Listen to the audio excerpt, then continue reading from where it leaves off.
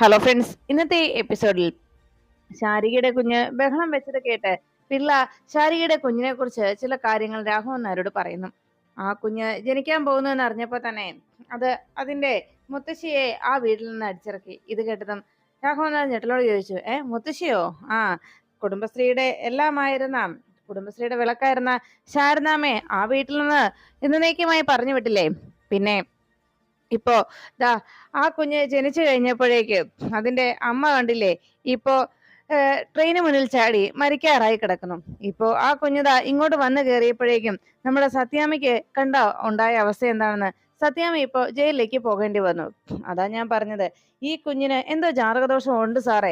അല്ലാതെ ഞാൻ ഇത് വെറുതെ പറയുന്നതല്ല. സാർ നോക്കിക്കോ, ഈ കുഞ്ഞുള്ള സ്ഥലങ്ങളിലൊക്കെ എന്തെങ്കിലും പ്രശ്നങ്ങൾ ഉണ്ടാവും എന്ന കാര്യത്തിൽ യാതൊരു സംശയവും ഇല്ല എന്ന് പിള്ളേച്ചൻ പറയുന്നത് കേട്ടപ്പോ രാഘവൻ നായർ ആകെ സംശയത്തോടെ പിള്ളേച്ചനെ നോക്കി.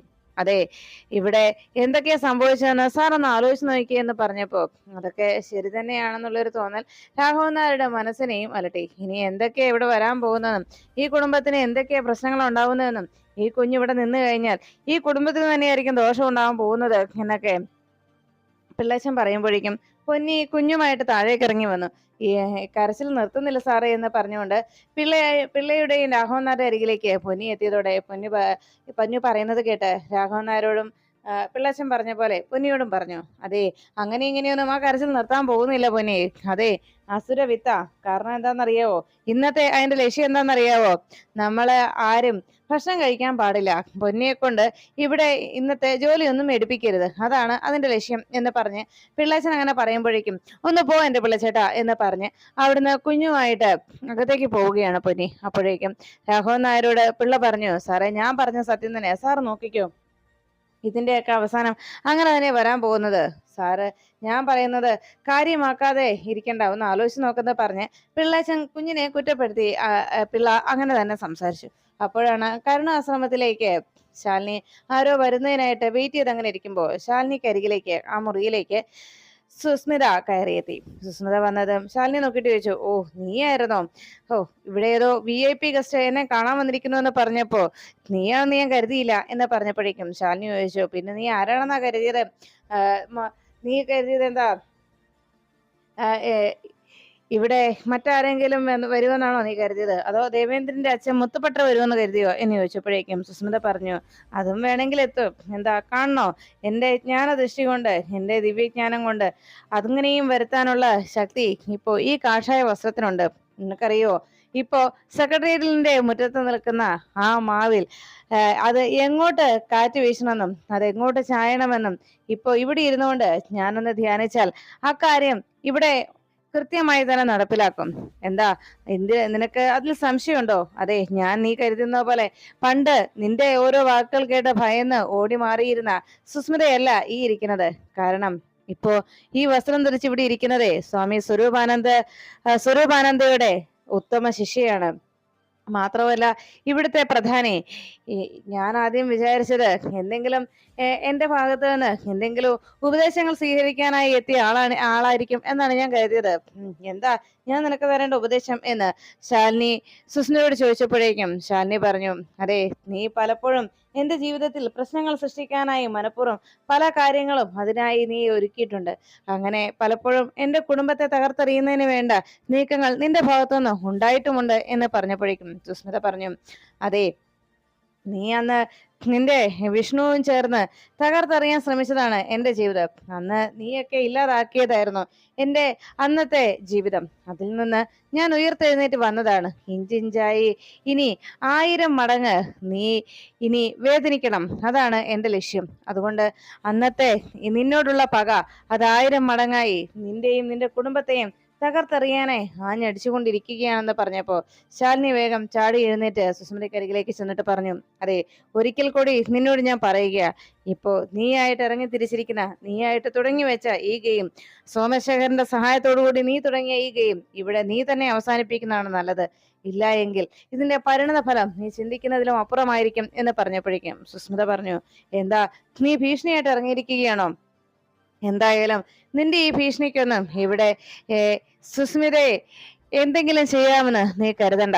എന്തായാലും നിന്റെ ഈ ഭീഷണി അത് ഒന്നിനും ഇവിടെ വിലപ്പോവില്ല എന്ന് പറഞ്ഞപ്പോ ശാലിനി പറഞ്ഞു, അങ്ങനെയാണെങ്കിൽ ഒരു കാര്യം ചെയ്തേക്ക് നീ ഏതെങ്കിലും ഒരു മെന്റൽ ഹോസ്പിറ്റലിലേക്ക് നിനക്കൊരു റൂം ബുക്ക് ചെയ്തോ ഉടനെ തന്നെ എന്ന് പറഞ്ഞപ്പോഴേക്കും ഡി എന്ന് വിളിച്ച് സുസ്മിത ശാലിനിക്ക് നേരെ കൈ ഉയർത്താൻ ഒരുങ്ങിയപ്പോഴേക്കും ശാലിനി സുസ്മിതയുടെ ആ കൈയിൽ കടന്നു പിടിച്ചിട്ട് പറഞ്ഞു, ഇപ്പോ നീ ഉയർത്തിയ ഈ കൈ ഉണ്ടല്ലോ, ഇത് അതേ അളവിൽ എനിക്ക് വേണമെങ്കിൽ ഈ നിമിഷം നിനക്ക് തിരിച്ചു തരാം. കാരണം നീ ഇപ്പൊ അണിഞ്ഞിരിക്കുന്ന ഈ വസ്ത്രം ഉണ്ടല്ലോ, അതിന്റെ പ്രത്യേകത എന്താണെന്ന് അറിയാവോ? ക്ഷമ, സഹനം, അതാണ്. എന്നാൽ അതൊന്നും നിനക്കില്ല, നിനക്കതൊന്നും പറഞ്ഞിട്ടുമില്ല, ഒരിക്കലും ചേരുന്നതുമല്ല. പക്ഷെ നിന്റെ സ്വഭാവമല്ലല്ലോ എനിക്ക്. നീ ഇട്ടിരിക്കുന്ന ഈ വസ്ത്രത്തോടെങ്കിലും എനിക്കൊരു മാന്യതയുണ്ടല്ലോ. അതുകൊണ്ട് തൽക്കാലം ഞാൻ നിന്നെ വെറുതെ വിട്ടിരിക്കുക. പക്ഷേ എത്രയും വേഗം നിന്റെ ഈ വൃത്തികെട്ട കളി അവസാനിപ്പിച്ചോ, അതാണ് നിനക്ക് നല്ലത് എന്ന് പറഞ്ഞ് ശാലിനി കരുതുള്ളിക്കൊണ്ട് അവിടെ നിന്നിറങ്ങി. അപ്പോഴാണ് ശാരികയുടെ അരികിലേക്ക് ഗോപാലകൃഷ്ണൻ എത്തിയത്. ശാരിക ഗോപാലകൃഷ്ണനോട് പറഞ്ഞു, അച്ഛാ, എനിക്ക് കൂടുതലൊന്നും അറിയണ്ട, ഒരേ ഒരു കാര്യം മാത്രം, എന്റെ മോൾ എവിടെ, അവൾ എവിടെ എന്ന് ചോദിച്ചപ്പോഴേക്കും ഗോപാലകൃഷ്ണൻ സങ്കടത്തോടെ പറഞ്ഞു, എനിക്ക് ഒടുവിൽ അത് ചെയ്യേണ്ടി വന്നു. നമ്മുടെ വീട്ടിലെ സാഹചര്യം അങ്ങനെയായി പോയി. ശ്യാമയ്ക്ക് കുഞ്ഞിനെ കാണുന്നത് എന്തോ വല്ലാത്ത ഒരു ഭ്രാന്തിളകുന്ന അവസ്ഥയിലാണ്. അവളുടെ മനസ്സും ഇപ്പൊ ആകെ കൈവിട്ട അവസ്ഥയിലാണ് പോയിക്കൊണ്ടിരിക്കുന്നത്.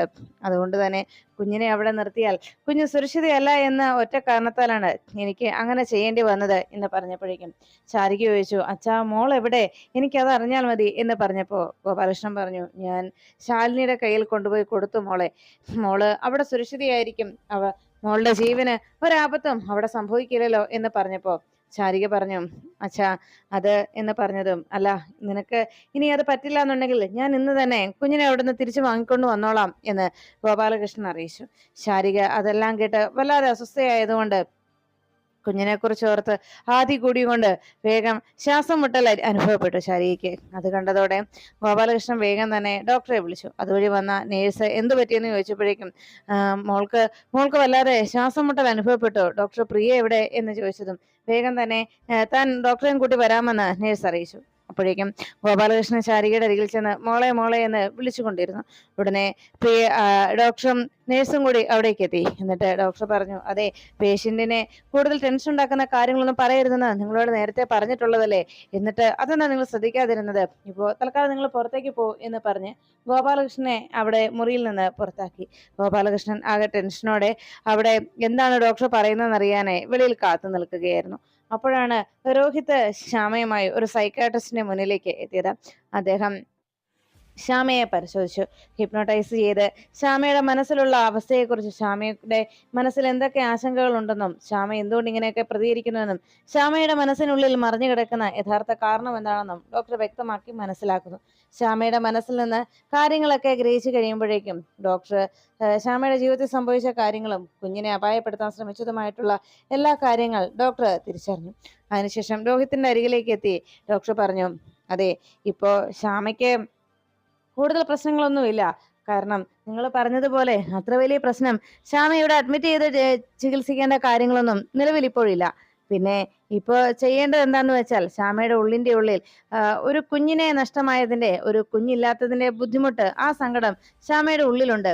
ആ ഒരു വേദന, തനിക്ക് അമ്മയാകാനാവില്ല എന്നുള്ള ആ ഒരു സങ്കടം, ആ ഒരു കുറ്റബോധം, അതാണ് ശ്യാമയുടെ മനസ്സിനെ അലട്ടിക്കൊണ്ടിരിക്കുന്നത് എന്ന് രോഹിത്തിനോട് ഡോക്ടർ അറിയിച്ചു. അപ്പോഴേക്കും രോഹിത് പറഞ്ഞു, ഒരു കുഞ്ഞിനെ ഞങ്ങൾ വളർത്തിയതായിരുന്നു, പിന്നീട് ആ കുഞ്ഞിനെ അതിന്റെ അമ്മയ്ക്ക് തന്നെ തിരികെ നൽകേണ്ടി വന്നു എന്ന് രോഹിത് പറയുമ്പോഴേക്കും ഡോക്ടർ പറഞ്ഞു, ഇവിടെ ശ്യാമയുടെ ഈ പ്രോബ്ലം മാറ്റാനായിട്ട് വേറെ ട്രീറ്റ്മെന്റിന്റെ പ്രത്യേകിച്ച് ആവശ്യങ്ങളൊന്നുമില്ല. മനസ്സിന് കൂടുതൽ ടെൻഷൻ ഉണ്ടാക്കുന്ന കാര്യങ്ങളൊന്നും പറയാതിരിക്കാം. പിന്നെ കുഞ്ഞിന്റെ കാര്യം, ശ്യാമയുടെ മനസ്സ് അത് വലിയൊരു വേദനയായി മനസ്സിന്റെ ഒരു കോണിൽ അതങ്ങനെ കിടക്കുകയാണ്. പക്ഷെ ഒരു കാര്യം ശ്യാമ മനസ്സിലാക്കണം, കുഞ്ഞുങ്ങളില്ലാത്ത എത്രയോ ആളുകൾ ഈ ലോകത്ത് ജീവിക്കുന്നുണ്ട്. എല്ലാവരും ഈ ലോകത്ത് പൂർണ്ണമായും 100% സന്തുഷ്ടരാണെന്ന് ആരും കരുതണ്ട. പിന്നെ ആകെ ഒരു 30%, ഒരു 70% സന്തോഷമായിട്ടായിരിക്കാം ഈശ്വരൻ നമ്മളെ ഇവിടേക്ക് പറഞ്ഞയക്കുന്നത്.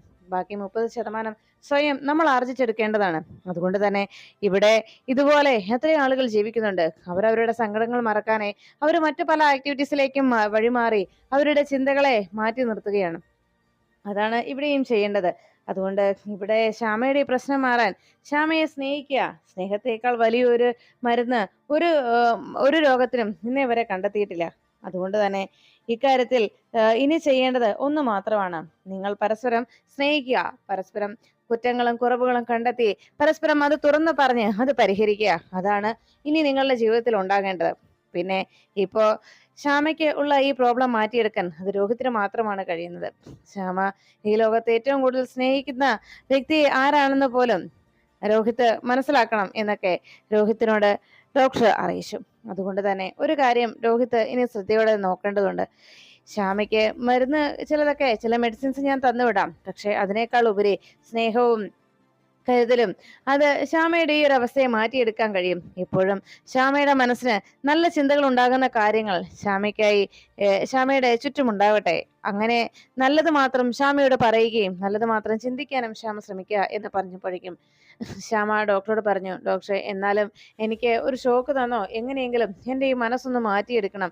എൻ്റെ മനസ്സിൻ്റെ ഇപ്പോഴത്തെ ഈ ആശങ്കകളും ടെൻഷനും ഒക്കെ ഒന്ന് മാറാനായിട്ട് എന്തെങ്കിലും ഒരു മരുന്ന് എനിക്ക് വേണം എന്ന് പറഞ്ഞപ്പോഴേക്കും ഡോക്ടർ പറഞ്ഞു, അങ്ങനെ എന്തെങ്കിലും മരുന്നുകൊണ്ട് ഈ അസുഖം ഭേദമാകുമെന്ന് ശ്യാമ കരുതിയോ? അങ്ങനെയൊന്നും ഒരിക്കലും ഉണ്ടാവുകയില്ല. അതൊക്കെ വെറുതെ ഒരു തോന്നൽ മാത്രമാണ്. ഇവിടെ ഇപ്പോ ഈ പ്രശ്നങ്ങളെ പരിഹരിക്കാൻ ശ്യാമയ്ക്ക് തീർച്ചയായിട്ടും സാധിക്കും. നിങ്ങൾ പരസ്പരം സ്നേഹത്തോടെ മുന്നോട്ട് ജീവിച്ചാൽ ഈ പ്രശ്നം തീർച്ചയായിട്ടും പരിഹരിക്കപ്പെടും എന്ന് പറഞ്ഞപ്പോഴേക്കും ഉറപ്പായിട്ടും ഞാൻ ആ പഴയതുപോലെ ആവുമല്ലോ അല്ലേ എന്ന് ചോദിച്ചപ്പോ, പിന്നെന്താ, കുട്ടികളോടുള്ള ഈ വെറുപ്പും ദേഷ്യവും ഒക്കെ ശ്യാമയുടെ മനസ്സിൽ നിന്ന് മാറിക്കോളും എന്ന് ഡോക്ടർ ശ്യാമയ്ക്ക് ശുഭാപ്തി വിശ്വാസം നൽകുന്നു. അപ്പോഴാണ് സെല്ലിൽ കിടക്കുന്ന സത്യഭാമയെക്കുറിച്ച് സോമശേഖരൻ അവിടുത്തെ ലേഡി കോൺസ്റ്റബിളിനോട് ചോദിച്ചത്. എന്താ, എന്തെങ്കിലും ഭക്ഷണമോ കഴിക്കാനോ വല്ലതും കുടിക്കാനോ വല്ലതും കൊടുത്തോ എന്ന് ചോദിച്ചപ്പോഴേക്കും, ഇല്ല, അതൊന്നും വേണമെന്ന് ആവശ്യപ്പെട്ടില്ല എന്ന് പറഞ്ഞപ്പോ സോമശേഖരൻ പറഞ്ഞു, അരേ, 3 നേരവും സുഭിക്ഷമായ ഭക്ഷണം ഉണ്ടെന്ന ആളാ. മറ്റുള്ളവരുടെ കയ്യിൽ നിന്ന് പലിശ പിരിച്ചു വാങ്ങിക്കേണ്ടതല്ലേ, അവരെ അതിനെ ചീത്ത വിളിക്കേണ്ടതല്ലേ? അതിനുവേണ്ടി ഭക്ഷണവും മരുന്നും ഒക്കെ കൃത്യമായി കഴിക്കുന്നതാ. ഷുഗറും കൊളസ്ട്രോളോ പ്രഷറൊക്കെ ഉള്ള ആളാ, അതുകൊണ്ട് മരുന്നൊക്കെ കഴിക്കുന്നതുമാ.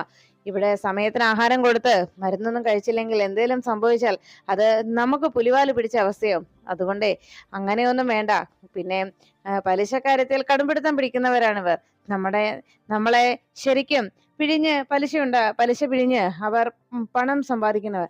എങ്കിലും ഇവിടെ സെല്ലില് നമുക്ക് അങ്ങനെയൊന്നും അവരോട് പെരുമാറാൻ കഴിയില്ലല്ലോ. അതുകൊണ്ട് തന്നെ ഇപ്പോഴത്തെ ഈ അവസ്ഥയിൽ അവർക്ക് എന്താ വേണ്ടതെന്ന് വെച്ചാൽ കൊടുത്തേക്കണം എന്ന് പറഞ്ഞ് സോമശേഖരൻ സത്യാമ്മയെ കളിയാക്കിക്കൊണ്ട് സംസാരിച്ചു കൊണ്ടിരിക്കുമ്പോഴാണ് അവിടേക്ക് ശിവൻ എത്തിച്ചേരുന്നത്. വണ്ടിയിൽ വന്നിറങ്ങിയ ശിവൻ വേഗം അകത്തേക്ക് കയറാൻ തുടങ്ങിയപ്പോഴേക്കും വാതുക്ക നിൽക്കുന്ന പാറാവുകാരനോട്, സത്യാമ്മയെ ഇങ്ങോട്ടല്ലേ കൊണ്ടുവന്നത് എന്ന് ചോദിച്ചു. അതേ എന്ന് അയാൾ പറഞ്ഞത്, എനിക്ക് സത്യാമ്മയെ ഒന്ന് കാണണം എന്നതായിരുന്നു ശിവന്റെ ആവശ്യം.